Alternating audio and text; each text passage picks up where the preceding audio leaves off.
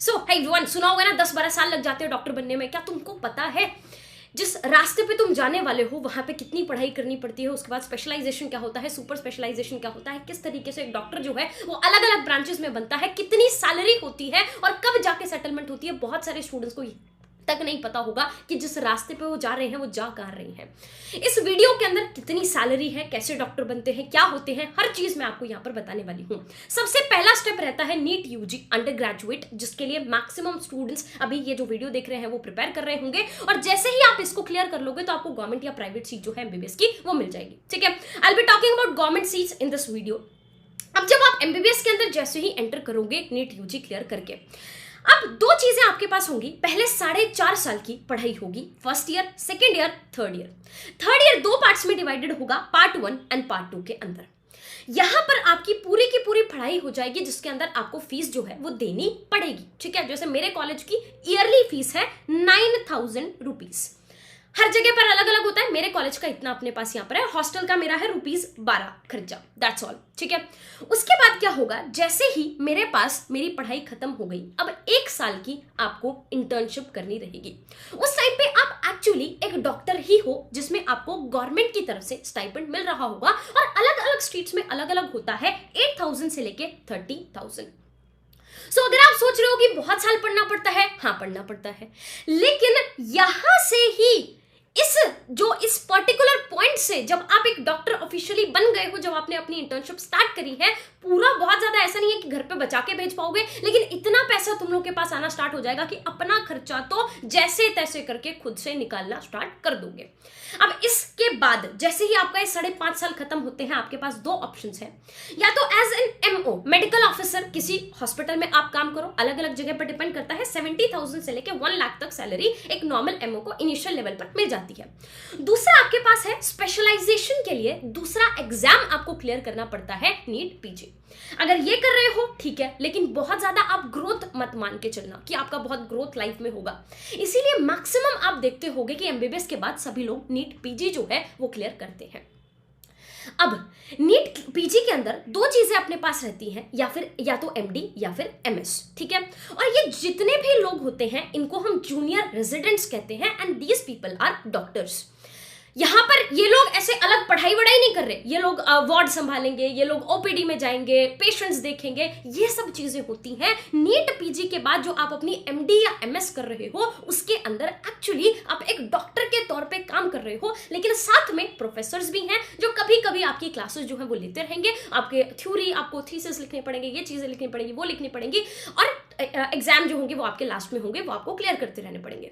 तो ये चीज अपने पास यहाँ पर चलती है, और यहाँ पर भी साथ साथ सैलरी मिलती रहती है। स्टेट वाइज इसमें भी स्टाइपेंड बहुत ज्यादा वेरी करता है, कुछ स्टेट्स के अंदर बहुत कम है, 45 के आसपास, जैसे वेस्ट बंगाल में मेरे कॉलेज में, और बाकी स्टेट्स में दिल्ली वैली में 90,000 तक भी अपने पास जाता है। तो यहां पर भी जो 3 साल की आप लोग नीट पीजी के बाद अपनी एमडी या एमएस करने वाले हो, उसके अंदर भी एक्चुअली आपको पैसे मिल रहे हैं। इसके बाद काफी सारी ब्रांचेस ऐसी होती हैं जो यहीं पर एंड हो जाती हैं, जैसे कि डर्मा या गायनी, या फिर कुछ ब्रांचेस जैसे कि मेडिसिन सर्जरी वाले इसके बाद 3 साल का सुपर स्पेशलाइजेशन भी करते हैं। This is like completely optional, कोई जरूरी नहीं है, और अभी तक इंडिया में उतना ज्यादा ट्रेंड है नहीं सुपर स्पेशलाइजेशन का, बट अगर करते हैं तो फॉर एग्जांपल एक बंदे ने जिसने मेडिसिन से अपने पास नीट पीजी देके अपना वो किया, स्पेशलाइजेशन मेडिसिन से किया, अब क्या होगा, मान लो उसको गैस्ट्रोएंटरोलॉजिस्ट बनना है, या फिर कार्डियोलॉजिस्ट बनना है, या फिर न्यूरोलॉजिस्ट बनना है, तो उसके लिए उसको सुपर स्पेशलाइजेशन करनी पड़ेगी, डीएम करनी पड़ेगी। अब इसके बाद या तो जैसे डर्मा गायनी, वो तो इधर ही खत्म हो गई थी, ये लोग क्या करते हैं, ये लोग अपने पास यहाँ पर फेलोशिप कर लेते हैं।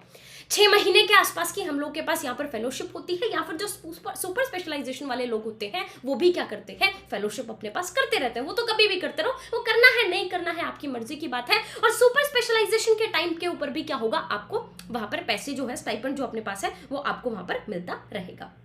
इसके बाद हमारे पास आता है, आप प्रैक्टिस करने लगो। अगर सिर्फ नीट पीजी के दम पे, मतलब ये जो आपका स्टेप नंबर 2 है, जब आप एक रेजिडेंट हो उसके बेसिस पे सिर्फ आपने नीट पीजी की अपनी स्पेशलाइजेशन खत्म करी, उसके बाद अगर आप खुद का क्लिनिक खोल लो, या फिर दूसरा ऑप्शन है किसी हॉस्पिटल में जाके इनिशियल लेवल पे 1.5 लाख से 2 लाख की सैलरी आराम से मिल जाती है।